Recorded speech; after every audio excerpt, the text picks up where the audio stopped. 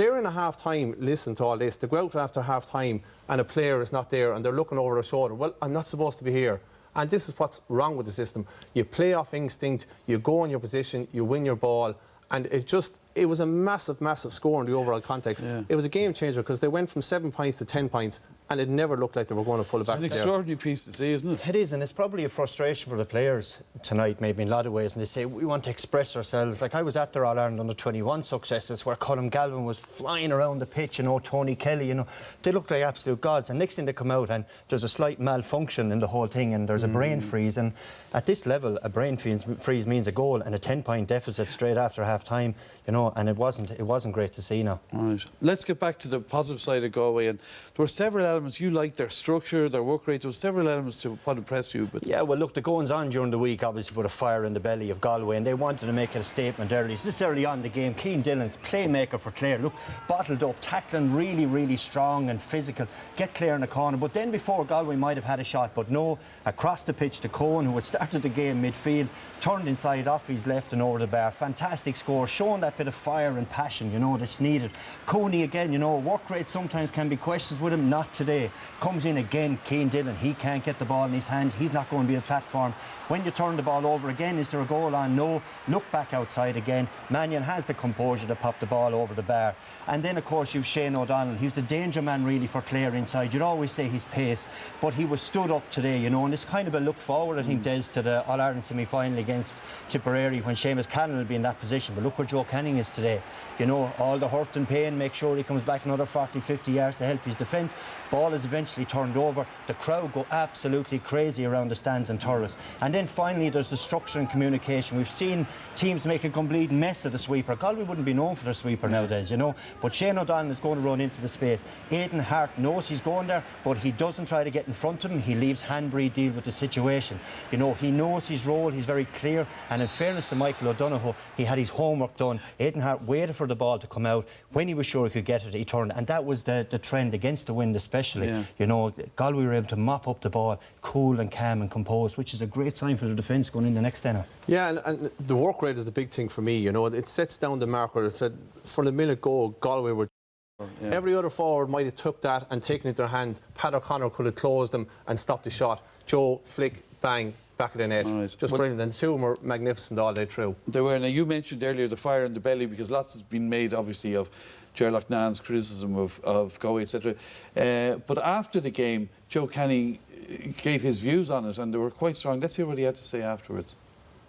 What was said about us, I suppose, in the last couple of weeks, we kind of had to answer it. So, you know, there's more important things in life as well than sport. We're amateur players at the end of the day. And, you know, our health is our wealth, and it's great to see Davy there again on the line today, and that's what it's all about, you know. We only play this for a hobby at the end of the day, that's all it is. I went through it myself with my mother last year and my dad at the moment, so as long as people are healthy in the side, it's great to see Davy, and we wish him the best in his recovery as well, you know. It's interesting. Did Gerlach Nan's thing inspire Galway, do you think? I'm afraid it did, you know, to be honest. I mean, I've been in dressing rooms where opposition players, supporters, you'd pick something out of somewhere, you'd blow it up, and up she goes on the dressing room then to get you going, you know. And I suppose over the years, Galway have gotten so much abuse that eventually, like, it only took this, and I think it was a straw that broke the camel's back. Now, in fairness to Gerard, I think he was voicing a frustration that we all have with Galway. We want to go down and shake them sometimes and get going, and today was fantastic. But now the next step for Michael Donoghue is, who's he going to ring to abuse the players the next time to get the next one out? Galway players will have to do it for themselves, I think, is the key message I'd give after that game today. And when they want to do it for each other, by God, they're a serious team then. What do you make of it, Henry? Yeah, no, I expected you would have to see a reaction. It wasn't just Gerard, like there was other commentators as well, questioned their performance. Like some of the commentary was probably over the top, I would imagine. I have great time for Joe Canning. I think he's a brilliant player, and we've seen it today. I just think sometimes they don't work hard enough. I questioned, after Conor McGrath came on, Clare were coming back in a bit. I said, here we'll see what Galway reacted, and they reacted very, very positively. And I agree with Brendan's point. It's going to motivate you, and we've seen that performance in Galway today. Okay, and brief word. Clare, no championship win in 14, no championship win in 15, beating Laois and Limerick in 16. Davy tried to freshen up, bring in Donal Logue. Do they need to freshen it again? Yeah, there is an argument, all right, that it may need a change of voice.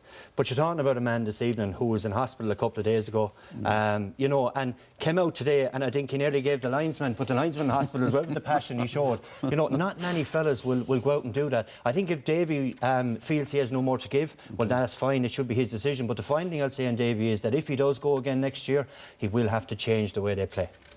Yeah, I totally agree. I think he's, you know, his passion we can all see for ourselves. We've seen it on the sideline today in the first half, you know, and I think it's amazing that he was there, and that's how much Clare means to him, I think, and those group of players he speaks so passionately about.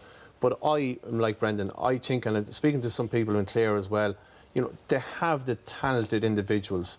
They have the forwards that can challenge the top teams, but we're not seeing it when they're playing a defensive system. It's as simple as that, and they're going to need to rip up that game plan and go with something new if they are going to get back there. Okay. Time to name our man of the match. Who are the nominees, Brendan? Well, the first nominee is Clare's Colin Galvin. He scored 5 points in play.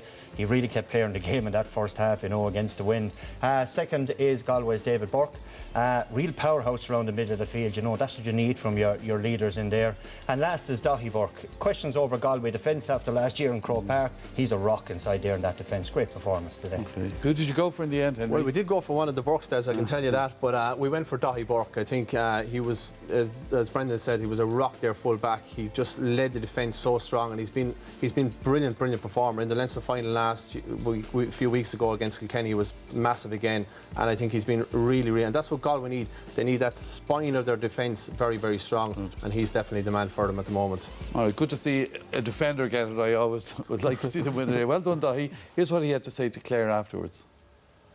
Daithí, congratulations. I suppose there was a huge energy and a steel about Galway today. Yeah, I suppose we came up here today and we just decided as a team to work for the 70 minutes. I suppose we showed that in the first half, and probably, I suppose you could say we slackened off in the second half for about 5 or 10 minutes, but you know, a couple of wides, but thankfully we got through in the end, and now we're focused completely on Tipperary in 3 weeks' time.